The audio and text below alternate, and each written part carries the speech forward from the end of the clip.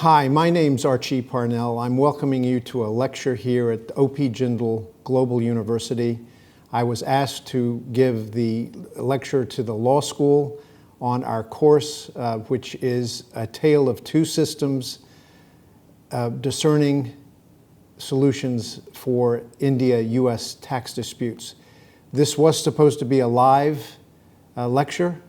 Unfortunately, given the fact that we have the coronavirus with us, this is now digital, I think we're moving into the digital world even more quickly with what's happening with us today. I hope it's very unusual for me to not talk with people, but rather just talking to a camera. So I hope your attention span doesn't drop off too rapidly, because this is a very interesting topic. This is a course that I taught here in the spring term of 2020 at the Jindal Global Law School. I co-taught it with Professor Kinshuk.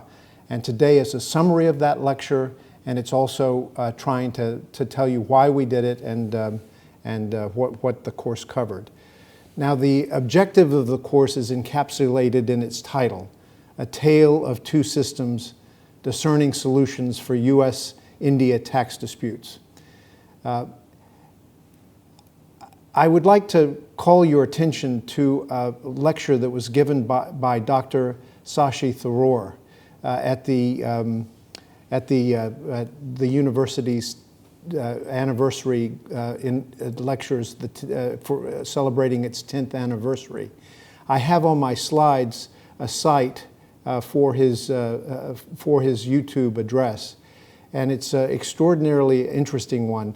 Shashi Tharoor is a member of the lower house of parliament here in India, and I suspect he may be future prime minister here from his articulateness. And he said in that marvelous speech here at Jindal Global University's 10th anniversary lecture, and the lecture was about India in transition from midnight to the millennium and beyond. And he said, and I'm quoting Dr. Tharoor, "You, the students, have to find the way." He talked about the heart and soul of what it means to be an Indian, and then looking ahead in the future. And he concluded by saying, "You, the students, have to find the way." And so our course, as I will describe to you, tried to confront the question of how can the high number of double taxation disputes between the United States and India be reduced, and how can those disputes be resolved with certainty. And this is an important question because the number of tax disputes between India and the United States is the highest number between any countries in the world. And we have to think long and hard and trying to normalize that high number. Now, I'm going to give you a sneak peek at the conclusion the class came to, and I hope you listen to the rest of the lecture. But we think that certainty might be achieved if there be peer review, government peer review, instead of arbitration, in a binding process. And I will explain why binding mandatory peer review might work here in India.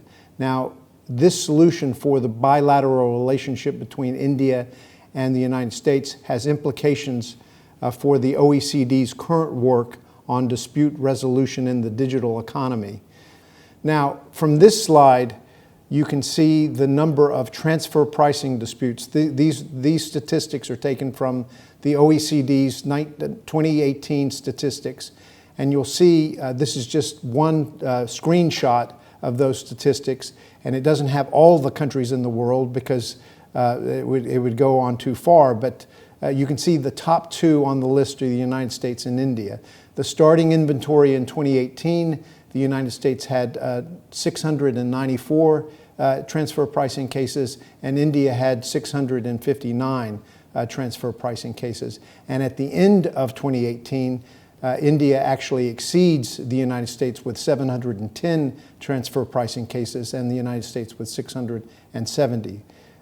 There's got to be a way to bring those disputes down and to solve them with certainty. Starting from the beginning of taxation in both India and the United States is quite a topic. We could take weeks and months talking about that. Both countries had similarities in the sense that both had ties with Britain, both had independence from Britain, the United States, back in 1776 with the Declaration of Independence.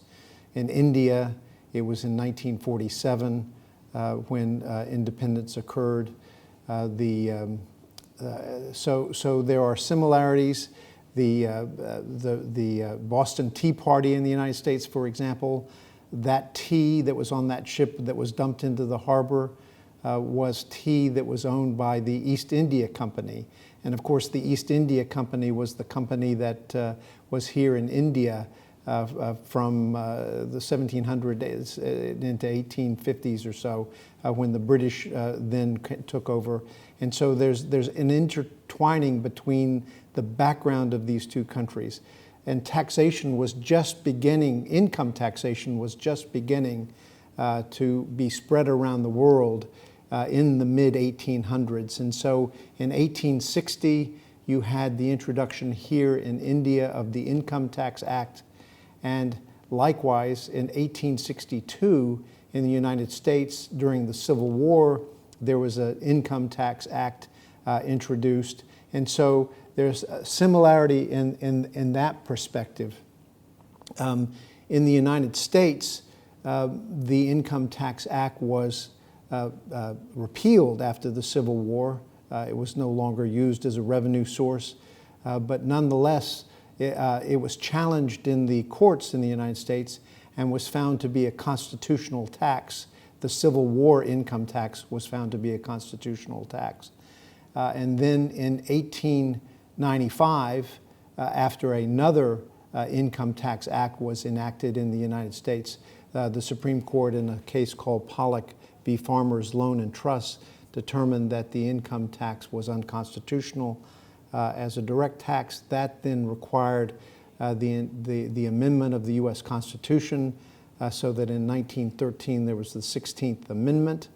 And if you sort of look back over to India at that time, in that time frame, in 1916, the progressive income tax was introduced, and in 1922, there was the right to appeal was strengthened at that particular time. And so the Income Tax Act in India, after its independence in 1947, the first major income tax act was the 1961 Income Tax Act. Its first income tax treaty was in 1965 with the country of Greece. In 1989, India signed its first income tax treaty with the United States. And then in 1991, there was liberalization and globalization policies reducing and reversing the license, what is become referred to as the license Raj. And when I refer to license Raj, after the independence in 1947, the government thought it would be self-sustaining, and many activities were required on a permit basis, on a license basis. And in 1991, it was determined that those rules were a bit too stifling of the economy, and therefore there was a liberalization and globalization at that time in 1991. And as a consequence of the fact that India was opening up, transfer pricing rules were introduced in 2001. And of course, then we had, if we flip back onto the US side, we'll notice that in 1928, transfer pricing concepts were initiated in the United States with the predecessor of Section 482 of the Internal Revenue Code.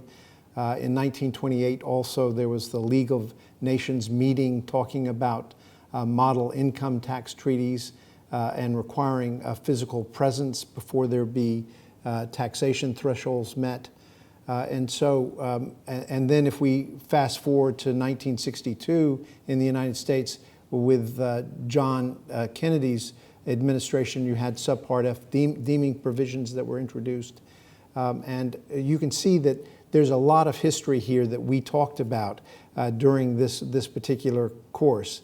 And we went into this in much more detail, but suffice it to say, on the Indian side, in the most recent past, we had the 2012 Vodafone decision that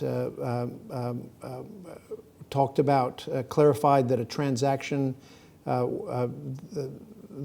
that takes place between two non-resident entities that result in indirect transfer of assets in India, such income would be taxed in India. This was the controversial retrospective amendments that were imposed after the Supreme Court decision in Vodafone.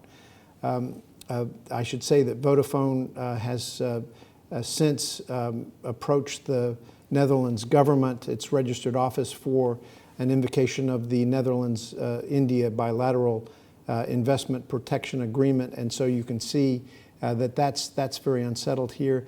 In the United States in 2017, you had the Tax Cuts and Jobs Act, which was a quasi-territorial, which introduced a quasi-territorial regime and also introduced some major changes in the foreign area. And of course, it is not adequate in this 5-10 minutes that we've been talking about to talk about the entirety of the history of the income tax development between India and the United States. But we went through this in some number of hours during the class and had a good discussion about that. But if you can see on this slide, we then jump into something that affects both countries, namely the activities at the OECD. This is mandated by the G20 in 2013, which is the base erosion and profit shifting work that commenced in 2013 and resulted in a 15-point action plan.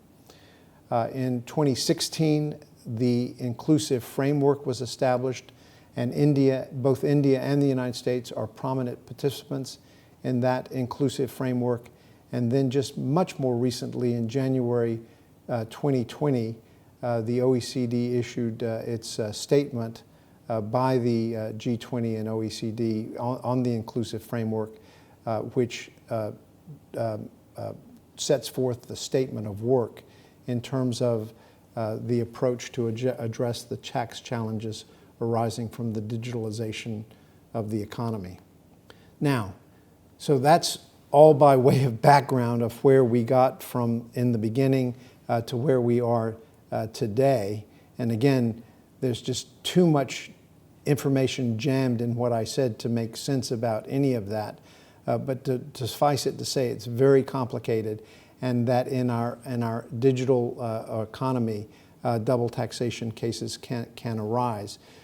Now, quite straightforwardly, how can double tax cases arise?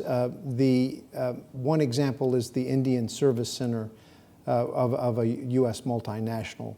If you assume, for example, that you have 5,000 people in an Indian service center that's servicing the multinational group of which the United States multinational parent is a participant, you can see that there would be a charge for those activities in India to the multinational companies around the globe.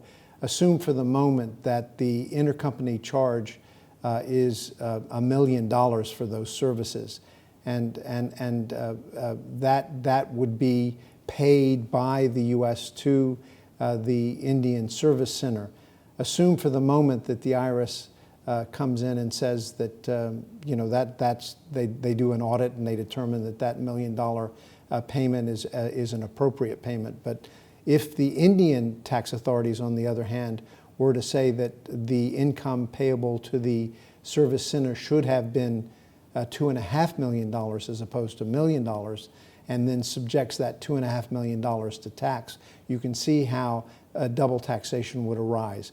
There would be an additional tax in India based on the $2.5 million number, but the deduction in the United States would be the $1 million deduction that had been reported to the U.S. IRS, and so that double taxation can be generated. Now, these double taxation disputes are common. They are not uncommon. And there are a number of treaties around the world, more than 3,000 treaties, bilateral treaties around the world that deal with the elimination of double taxation and try to set up procedures so that double taxation disputes can be resolved.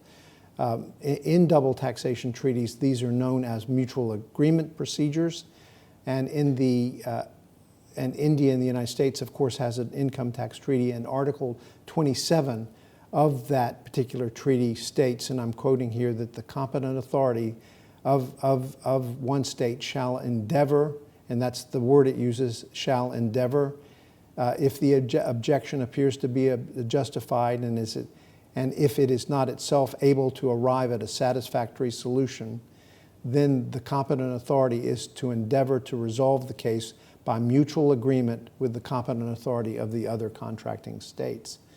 Now, the term shall endeavor does not require agreement. It just says, shall try, I'll endeavor to do that. And as a consequence, that language in that treaty means that the two sides can agree to disagree, and that there is no resolution of the double taxation. So there's a problem here in the sense that we've got a high number of tax disputes between India and the United States.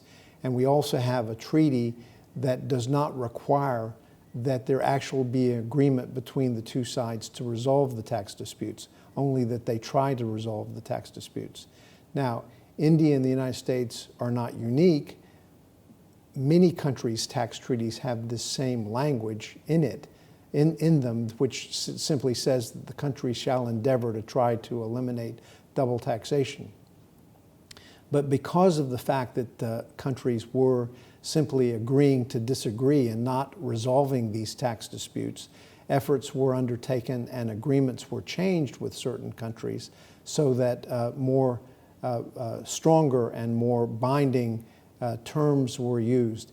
And as an example of that, the United States and Japan have agreed to mandatory binding arbitration requirements in the tax treaty between the United States and Japan. That's Article 25 in that particular treaty, and it requires that if there is no agreement between the competent authorities of Japan and the United States after 2 years, then the taxpayer can request that the case be transferred to mandatory binding arbitration so that a result would actually be determined. Now, the United States and many other countries support mandatory binding arbitration as a way to bring certainty in these particular disputes, but India and other countries do not support mandatory arbitration. There are concerns voiced by India and these countries that mandatory arbitration, giving these disputes over to arbitrators after a particular 2-year period of that is an interference in their sovereignty. This is a governmental activity of adjudicating the tax outcomes in cases, and should not be handed over to arbitrators. There's also been fears expressed about problematic arbitrators, namely that arbitrators can not necessarily do things the right way and could be influenced unduly by other things. Now, I've not heard of problematic arbitrators. I've never experienced that or read about that, but that's something that's been expressed to me by some people. So the fact that India and other countries have have not agreed to a mechanisms that would achieve certainty in dispute resolution creates a roadblock, and that then means that there is no certainty in any particular India US tax disputes that can be resolved at this point in time. But it is also even more so a more significant hurdle for the G20 and the OECD in terms of reaching consensus on international cross-border taxation in the digital economy. And that's something that I touched on at the very beginning of this particular discussion. Underway right now, there is a major reordering of the international tax system to revise the League of Nations work that was done 100 years ago in 1920, in the 1920s, which generally require the physical presence in a jurisdiction before tax thresholds are met. And that discussion is being undertaken under a G20 mandate, working via the OECD through the inclusive framework. The inclusive framework is a group of countries of now more than 130 countries. They're trying to reach consensus on a new taxing right in the digital era. And of course, this is the digital era because without the coronavirus going on, I would be talking to real people, having real interaction, seeing how things are going. Instead, I'm talking to a camera and it's being uploaded and you're viewing it in your home or wherever you're taking a look at this. And so we are now in the digital era, and this inclusive framework of 130 countries is trying to reach consensus on a new taxing right in this era so that a physical presence is not necessarily required. It's a once in 100-year change, if you will, a once in 100-year sort of storm. Now, part of that discussion is about splitting what is referred to as non-routine profits. And by that, I think you could describe non-routine profits as above normal profits. You'd split above normal profits between jurisdictions, including allocations to jurisdictions where digital users are located, but where the taxpayer has no physical presence. Now, if this is done, if there is an agreement in this way, then tax payments would be reordered between jurisdictions, and this raises the possibility that the same income could be taxed not just twice, but multiple times. And this specter makes changes to the digital taxation. This specter of double taxation makes changes to of reaching consensus on digital taxation unworkable if there's double taxation, multiple taxation, and it would not be palatable if countries can agree to disagree. And this would in turn, unfortunately, mean that unilateral actions such as digital services taxes would be enacted by countries, and that would indeed lead to double taxation and make double taxation and multiple taxation inevitable. In fact, there are some governments and businesses that are now saying that obtaining binding resolution of tax disputes is the quid pro quo to agreeing to a new digital, non-physical presence taxing right. Now, this is the dilemma that the class grappled with, and we talked about how could there be possible solutions to allow the Indian objection to mandatory binding arbitration somehow work so that there can be certainty when there are double taxation disputes. And the possible solutions are set forth on this particular slide. As you can see, the first one, which I've listed here, was actually the very first suggestion in the class, which was a world tax court. We need a world tax court something akin to World Trade Organization review panels, and a World Tax Court would discuss these cases and decide them, and that would be that. The problem, of course, is that that's not a particularly realistic solution in the political world we live in, and therefore I've marked this one on the slide as a non-starter, as I put a red color on it to show that it wouldn't be workable. The other solution, we went through the Manual on Effective Mutual Assistance Agreement Procedures, those best practices, the so-called MEMAP that was put together by the OECD. I have the site there for that on the slide. The problem, and we went through various best practices.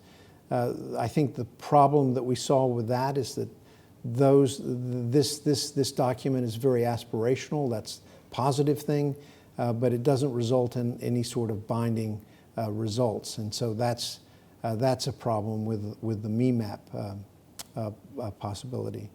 Now, the other thing that's being discussed is that the design of these new digital tax rules need to be designed in a way so as to prevent tax disputes, and that's something, that effort is underway, and I'm sure that focus will, with clarity of thought, be able to bring about, minimize to some degree disputes, and so that's a positive thing.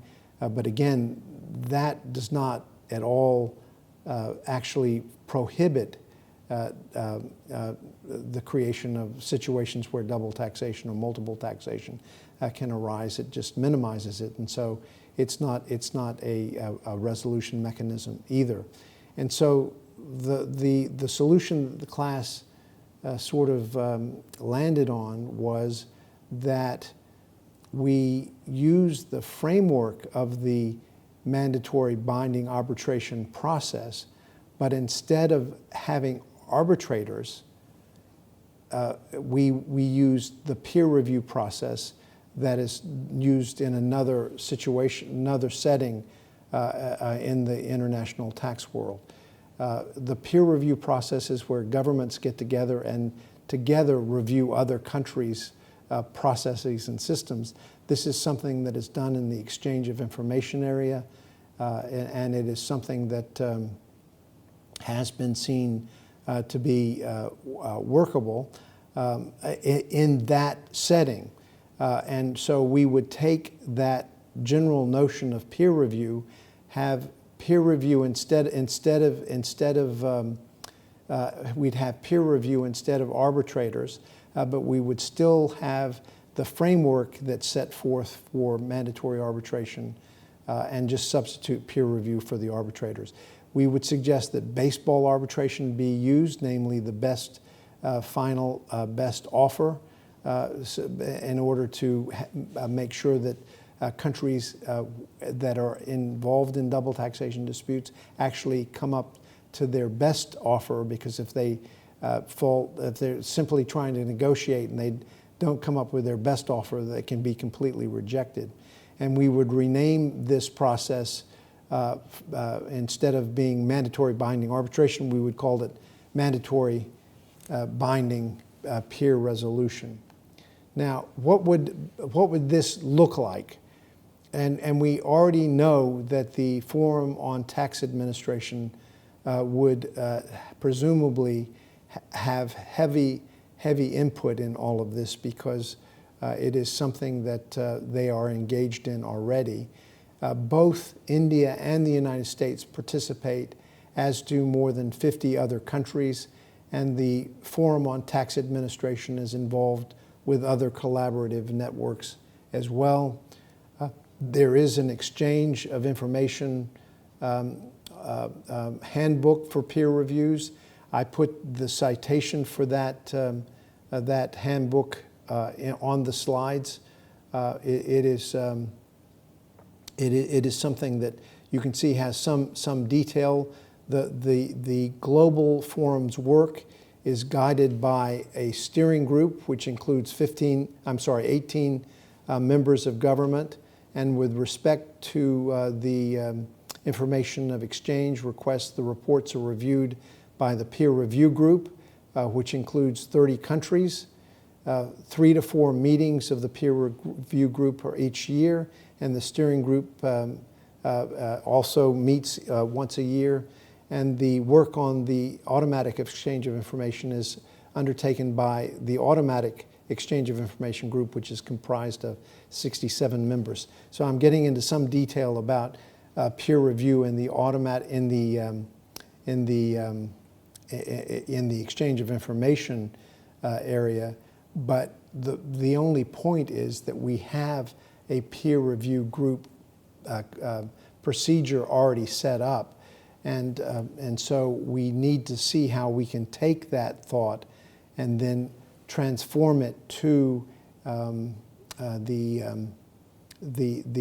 double taxation realm to see whether or not we can there can be any activity there. Now, how would peer review groups be chosen and weighted? That would have to be worked out, given that resolving double taxation disputes is more of an adjudicative function as opposed to a current peer review process function. Why would mandatory binding peer resolution work in India? Now, if it were added to treaties so that it was a bilateral or multilateral requirement, then Article 51 of the Constitution directs that the Indian state respect treaty obligations. And so I think that that's important, and that can that should mean that that the decisions made in peer resolution groups be respected by the Indian government. The only reason that there's any sort of question about that is, at least in my mind, is because of the Morgan Stanley case, where Morgan Stanley had sought a tax ruling, and then the income tax authorities appealed against the income tax tribunal, and that a special leave for appeal was granted by the Supreme Court to review the case. Now, that was under Article 136 of the Indian Constitution, which allows the Supreme Court to grant special leave for appeal of any order or decree in any matter made by any tribunal in India. Now, this would be a different thing altogether. This would be a peer review group authorized under multilateral instrument or under bilateral tax treaties, and that would be something that would be part of the treaty obligations of India, and therefore under Article 51 of the Constitution, that should be something that the Indian government would respect.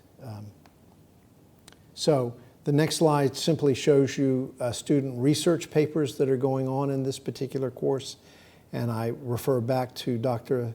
Shashi Tharoor in his conclusion in his speech when he said, "You, the students, have to find the way in all of this," and so you can see that some of the research papers talk about mandatory arbitration, and you can just see them listed on the slide. There's an analysis of transfer pricing disputes under the India US double taxation treaties, and there's an analysis of tax implications for foreign portfolio investors, and then also critical analysis of advanced pricing agreements between India and the United States with an emphasis on the digital economy. And so hopefully those research papers will be finished soon and will provide further insights into all of this. And so I just want to end with the parable of the porcupines, and I just want to close with a story. Hopefully this parable will be helpful in helping us think about these things. And the parable is about the coldest winter in decades. It's so cold that animals actually froze to death. And the porcupines decided to group together to fend off the cold. They huddle close to each other and they warm themselves by their collective body heat. But their quills proved to be a problem since they poked each other, wounding close companions.